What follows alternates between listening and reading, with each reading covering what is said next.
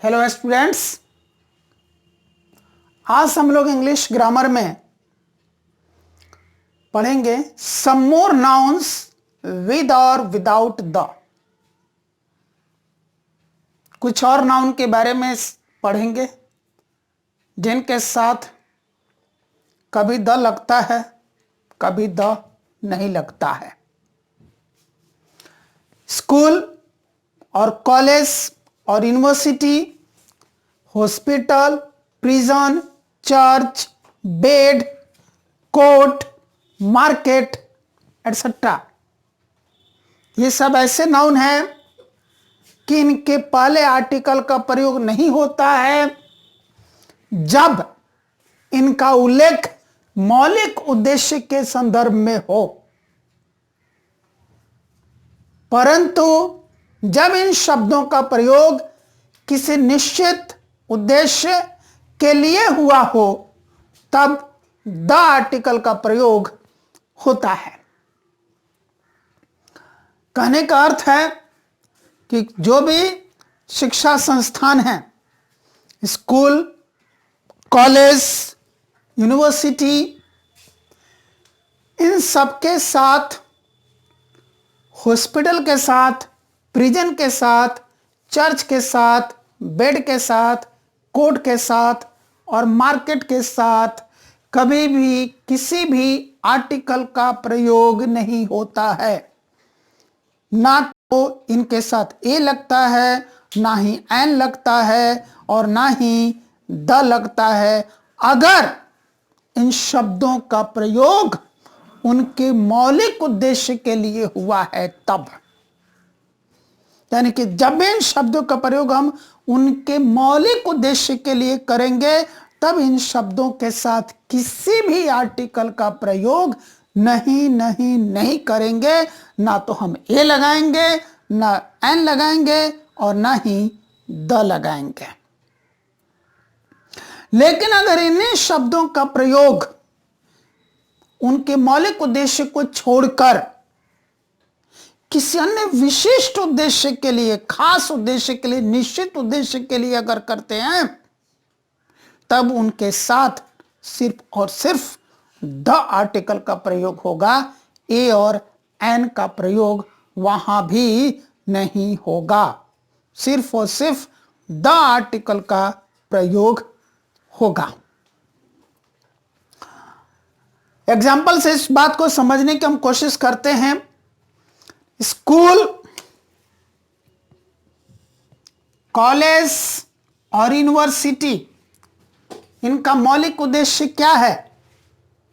मौलिक उद्देश्य यही है स्कूल में कि स्टूडेंट्स पढ़ने जाते हैं, टीचर्स पढ़ाने जाते हैं, अन्य जो स्टाफ हैं वो अपनी नौकरी करने जाते हैं, जैसे कि प्यून हैं, क्लर्क हैं, ओएस हैं, ऑफिस सुपरिटेंडेंट हैं, अकाउंटेंट हैं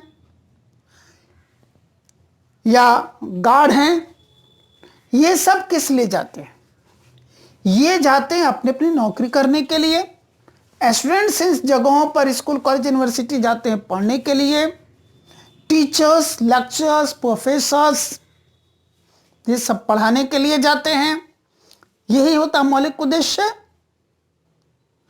अगर इसी उद्देश्य के लिए इन शब्दों का प्रयोग हुआ है तब तो इनके साथ कोई आर्टिकल का प्रयोग नहीं होगा, न तो ए का, ना एन का और ना ही द का।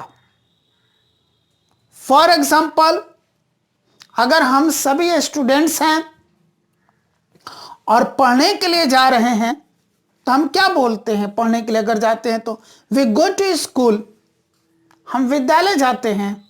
वी गो टू कॉलेज, हम महाविद्यालय जाते हैं। वी गो टू यूनिवर्सिटी, हम लोग विश्वविद्यालय जाते हैं। मान लीजिए हम सभी टीचर्स हैं, पढ़ाने के लिए जाते हैं तो वी गो टू स्कूल, हम स्कूल जाते हैं। वी गो टू कॉलेज, हम महाविद्यालय जाते हैं। वी गो टू यूनिवर्सिटी, हम विश्वविद्यालय जाते हैं। हम अपने मौलिक उद्देश्य के लिए जाते हैं। हमारा मौलिक उद्देश्य यही है कि अगर हम विद्यार्थी हैं तो हम पढ़ने जाते हैं, अगर हम टीचिंग स्टाफ हैं तो हम पढ़ाने जाते हैं, और अगर हम नॉन टीचिंग स्टाफ हैं तो हम अपना अपना ड्यूटी करने जाते हैं। प्यून का काम करना, गार्ड का काम करना, क्लर्क का काम करना, ऑफिस सुपरिटेंडेंट का काम करना, ऑफिशियल वर्क करने के लिए, अकाउंटेंट का काम करने के लिए जाते हैं। लेकिन इस मौलिक उद्देश्य को छोड़ दें, किसी और उद्देश्य के लिए अगर हम इन जगहों पर जाते हैं, जैसे कि हमारा कोई बच्चा पढ़ता है स्कूल में, हम उस बच्चे के अगेंस्ट या स्कूल के किसी एक्टिविटी के अगेंस्ट हम कोई कंप्लेन करने जाते हैं, वो हमारा विशिष्ट उद्देश्य है।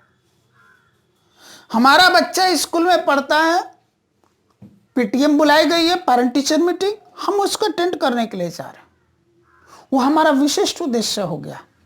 कभी उस स्कूल, कॉलेज, यूनिवर्सिटी में कोई फंक्शन हो रहा है और हमको इनवाइट किया गया है, हम उस फंक्शन को एक इनवाइटी के रूप में अटेंड करने जा रहे हैं, या हम स्कूल के किसी स्टाफ से या किसी बच्चे से किसी खास उद्देश्य के लिए मिलने जाते हैं। आप देखो, बहुत सारे पेरेंट्स आपके स्कूल में आते हैं बच्चों को चाबी देने के लिए, घर की चाबी देने के लिए।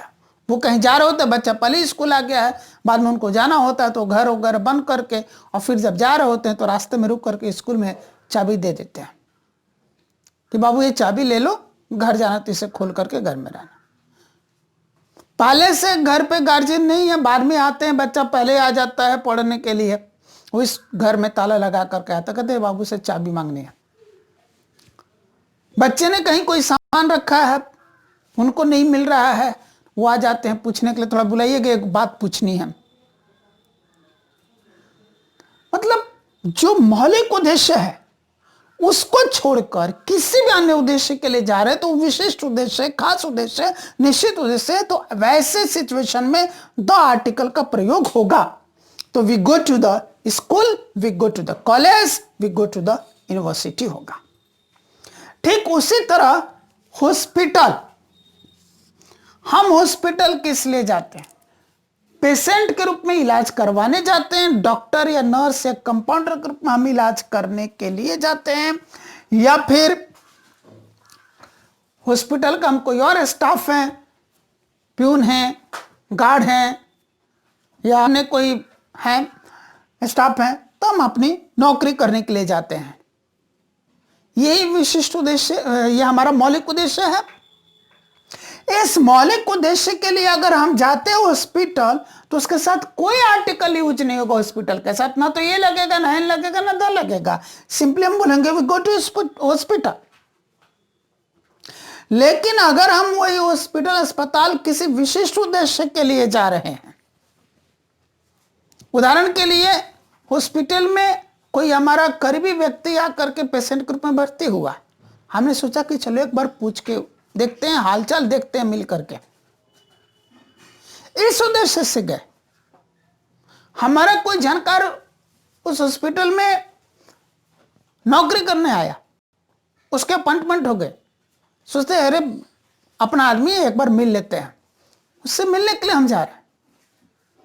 या कोई और एक्सीडेंट या इंसिडेंट या ऐसी कोई बात हुई है जो हमको आकर्षित करते और हम सिर्फ उस उद्देश्य के लिए जा रहे हैं, तो हमारा क्या हो गया? विशिष्ट उद्देश्य हो गया, खास उद्देश्य हो गया, निश्चित उद्देश्य हो गया। इसके लिए हम हॉस्पिटल जा रहे हैं, तब वहां पर द आर्टिकल का प्रयोग होगा, ए और एन का प्रयोग नहीं होगा, द का ही प्रयोग होगा, ये ध्यान रखना है।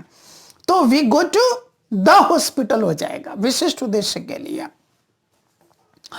प्रिजन, जेल है ना, कारागार, जेल में या तो कैदी जाता है सजा पाने के लिए, या फिर जेल कर भी जाते हैं अपनी ड्यूटी निभाने के लिए, अपनी नौकरी करने के लिए। तो उनका ये मौलिक उद्देश्य हो गया। मौलिक उद्देश्य यही हुआ। और इसके लिए अगर प्रिजन वर्ड आया है तब उसके साथ किसी भी आर्टिकल का यूज नहीं होगा, ना ए का, ना एन का और ना ही द का। लेकिन अगर इसी प्रिजन का यूज किसी खास उद्देश्य के लिए हुआ है, कोई हमारा जानकार उसमें कैद हो गया, कैदी बनकर आ गया और उससे मिलने जा रहे हैं, या फिर उसके किसी जेल कर्मी से मिलने जा रहे हैं, जेलर से मिलने जा रहे हैं, या फिर किसी और अन्य उद्देश्य के लिए जा रहे हैं, मतलब एक कैदी के रूप में छोड़कर और जेल कर्मी के रूप में छोड़कर के किसी और उद्देश्य के लिए जा रहे हैं, तो हमारा विशिष्ट उद्देश्य होगा और वैसे केस में उसके साथ द लगेगा तो we go to the prison हो जाएगा। एक विजिटर के रूप में जा रहे हैं तब। ठीक उसी तरह चर्च है। चर्च किस लिए जाते हैं जी? वर्शिप के लिए। ये हमारा मौलिक उद्देश्य वर्शिप। पादरी भी जाते हैं वर्शिप के लिए ही, पब्लिक भी जाती है वर्शिप के लिए ही, है ना। विशिष्ट उद्देश्य है, मतलब सॉरी, मौलिक जो उद्देश्य है वहां पर जाने का वो क्या? वर्शिप। अगर इस वर्शिप के लिए जा रहे हैं तब तो उसके साथ कोई आर्टिकल का यूज नहीं होगा। गो टू चर्च, ना ये लगेगा, ना ये लगेगा और ना ये द लगेगा। लेकिन अगर इस मौलिक उद्देश्य को छोड़ दें, किसी अन्य विशिष्ट उद्देश्य के लिए जा रहे हैं, जैसे चर्च में किसी से मिलना है, या कभी चलो चर्च हमने देखा नहीं, इस शहर में आए हैं, सुना है एक बहुत ही बढ़िया सा चर्च है, चलो एक बार घूम कर आ जाते हैं कि चर्च कैसा होता है। ये तो हमारा विशिष्ट उद्देश्य हो गया। हम अमृतसर जाते हैं, हमने सोचा कि चलो बहुत नाम सुना है गोल्डन टेम्पल का, हम गोल्डन टेम्पल देख लेते हैं। गुरुद्वारा तो ढंग से देखा नहीं कभी, आज सीधा गोल्डन टेम्पल को ही देखते, इसी गुरुद्वारे को देखते, इसका दर्शन करते हैं कि कैसा होता है। मस्जिद तो हम कभी गए नहीं, देखा भी नहीं कैसा होता है। चलो दिल्ली आए हुए हैं, एक बार जामा मस्जिद देख लेते, बहुत मशहूर मस्जिद है। हम जस्ट एक विजिटर के रूप में अगर जा रहे हैं किसी भी मंदिर, मस्जिद, गुरुद्वारा में, चर्च में, temple, mosque, church, gurdwara, visitor के रूप में जा रहे हैं, तब वहां पर हम द लगाएंगे। We go to the church, we go to the temple, we go to the mosque, we go to the gurdwara. लेकिन मौलिक उद्देश्य ये अगर है, वर्शिप है, नमाज पढ़ना है, वर्शिप करना है, प्रेयरी है, प्रेयर ऑफर करने के लिए जाना है, वो हमारा मौलिक उद्देश्य है, तब उसके साथ कोई भी आर्टिकल नहीं लगेगा।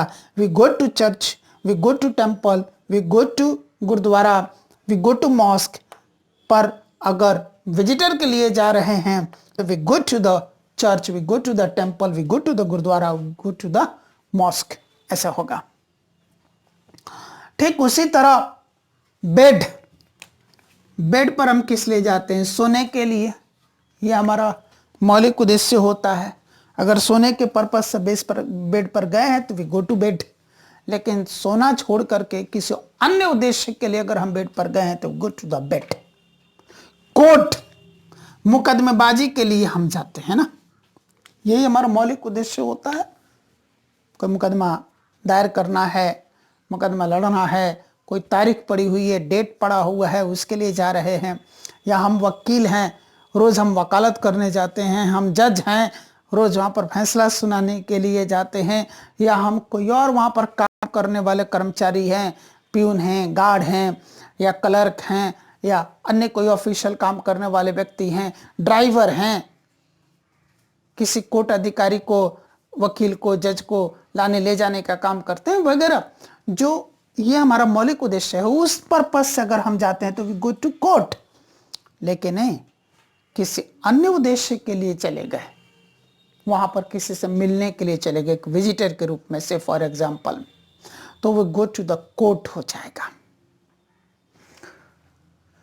ठीक उसी तरह मार्केट, मार्केट जाने का विशिष्ट उद्देश्य क्या होता है? या तो हमें कुछ खरीदना होता है या फिर कुछ बेचना होता है। एक ग्राहक के रूप में हम कुछ खरीदने के लिए जाते हैं, शॉपिंग करने के लिए जाते हैं, मार्केटिंग करने जाते हैं। एक दुकानदार के रूप में, एक व्यवसायिक रूप में कुछ हम बेचने के लिए जाते हैं। यही हमारा मौलिक उद्देश्य होता है। अगर इस मौलिक उद्देश्य के लिए गए तो वी गो टू मार्केट। उसके साथ कहीं कोई आर्टिकल का यूज नहीं होगा, ना ए का, ना एन का और ना ही द का। लेकिन किसी अन्य विशिष्ट उद्देश्य के लिए गए हैं, पता चला कि फलाने बाजार में बाढ़ आ गई है, कमर तक पानी भर गया है, चलो जरा देख करके आते, बाढ़ कभी जिंदगी में देखा नहीं, एक विजिटर के रूप में चलेगा। फलाना मार्केट में बम ब्लास्ट हुआ, आतंकवादियों ने बम ब्लास्ट कर दिया है, सब कुछ तबाह हो गया, ऐसा मैंने सुना है, जरा एक बार नजारा देख कर आते हैं। अरे उस बाजार के पास एक पुल है, वो पुल टूट गया, चलो देख के आते हैं। बाजार में कोई एक्सीडेंट हो गया, कोई इंसिडेंट हो गया, या कोई और अजीबोगरीब घटना हो गई, या हमारा कोई और उद्देश्य हो गया, किसी से मिलने भर के लिए चलेगा, विजिटर के लिए, विजिटर बन करके, ऐसे उद्देश्य के लिए we go to the market, वहां पर द आर्टिकल का यूज होगा।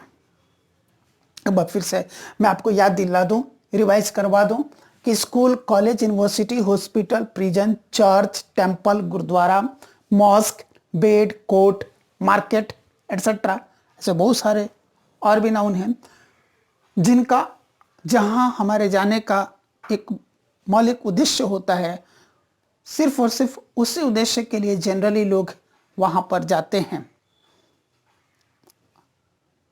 है ना। तो ऐसे सिचुएशन के लिए, मौलिक उद्देश्य के लिए अगर उसका प्रयोग हुआ है, तब इन सभी नाउन्स के साथ किसी भी आर्टिकल का यूज नहीं होगा, ना एक का, ना एन का, और ना ही द का। लेकिन अगर इन नाउन का प्रयोग किसी विशिष्ट उद्देश्य के लिए, खास उद्देश्य के लिए, निश्चित उद्देश्य के लिए हुआ, मौलिक उद्देश्य छोड़कर, उनका मौलिक उद्देश्य छोड़कर हुआ है, तब ऐसे नाउन के साथ द आर्टिकल का प्रयोग होगा, सिर्फ और सिर्फ द आर्टिकल का, ए और एन का नहीं।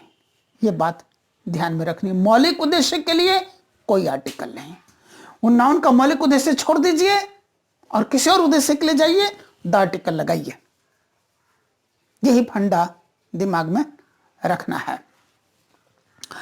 ऐसे ही कुछ और भी नाउन है, उनका एग्जाम्पल मैं आपको देता हूं ये रब करने के बाद। इसी तरह जब फादर या मदर या ग्रैंडफादर या ग्रैंडमदर या अंकल या आंट या ब्रदर या सिस्टर या सन या डॉटर या नेफ्यू या सन इन लॉ या डॉटर इन लॉ या नीस या फादर इन लॉ या मदर इन लॉ जैसे शब्दों से स्पीकर के अपने रिलेटिव का बोध हो, उसके खुद के सगे रिलेटिव का बोध हो, तो इनके साथ आर्टिकल का प्रयोग नहीं होता है। ना ए लगता है, ना एन लगता है, और ना ही द लगता है। परंतु जब दूसरे के रिलेटिव का बोध हो तो इनके साथ द आर्टिकल का प्रयोग होगा। यानी कि ए और एन आर्टिकल का प्रयोग तो किसी भी सिचुएशन में नहीं हो रहा, यह ध्यान देना है। इनके साथ ए और एन आर्टिकल का किसी भी सिचुएशन में प्रयोग नहीं हो रहा, और द का पहले सिचुएशन में प्रयोग नहीं हो रहा है, दूसरे सिचुएशन में प्रयोग हो रहा है। पहला सिचुएशन क्या है? जब इन वर्ड से जो स्पीकर है उसके खुद के अपने रिलेटिव का बोध हो, उसके खुद के अपने सगे रिलेटिव का बोध हो, उसका खुद के अपने पिता, खुद का अपना मदर, किसका? स्पीकर का। स्पीकर का खुद का अपना ग्रैंडफादर, स्पीकर का खुद का अपना ग्रैंडमदर, स्पीकर का खुद का अपना अंकल, स्पीकर के खुद का अपना आंट, स्पीकर के खुद का अपना ब्रदर, स्पीकर के खुद का अपनी सिस्टर, स्पीकर के खुद का अपना सन, स्पीकर के खुद का अपना डॉटर, स्पीकर के खुद का अपना नेफ्यू, स्पीकर के खुद का अपना सन इन लॉ, स्पीकर के खुद का अपना डॉटर इन लॉ, स्पीकर के खुद का अपना नीस, स्पीकर के खुद का अपना फादर इन लॉ, स्पीकर के खुद का अपना मदर इन लॉ, स्पीकर के खुद का अपना कजिन, ऐसे हो, तब स्पीकर इन नाउन्स के साथ किसी भी आर्टिकल का यूज नहीं करेगा, बिल्कुल नहीं करेगा। एग्जाम्पल के लिए, when the robbers entered the house, mother was in the kitchen and father was in the office. When the robbers entered the house, जब डाकू घर में घुसे, mother was in the kitchen, मां रसोई घर में थी, एंड और father was in the office, पिताजी कार्यालय में थे। यहां पर जो स्पीकर है वो अपने सगे माता पिता की बात कर रहा है, यानी कि डाकू स्पीकर के घर में जब घुसे तब स्पीकर की मां रसोई घर में थी, स्पीकर के ही रसोई घर में, और स्पीकर के ही पिताजी जो थे वो अपने ऑफिस में थे। इसलिए यहां पर मदर के साथ और फादर के साथ किसी भी आर्टिकल का यूज नहीं हुआ, ना ए लगा है, ना एन लगा है, ना द लगा है। लेकिन जब इन्हीं नाउन्स का प्रयोग, रिलेशन को बताने वाले इन्हीं नाउन्स का प्रयोग स्पीकर के सगे रिलेटिव के साथ ने, अपने रिलेटिव के लिए नहीं, किसी दूसरे के रिलेटिव का बोध कराने के लिए अगर किया गया हो स्पीकर के द्वारा, तब वहां पर स्पीकर द आर्टिकल का प्रयोग करेगा। यह कह सकते हैं कि राइटर द आर्टिकल का प्रयोग करेगा। स्पीकर बोलने वाला, राइटर लिखने वाला।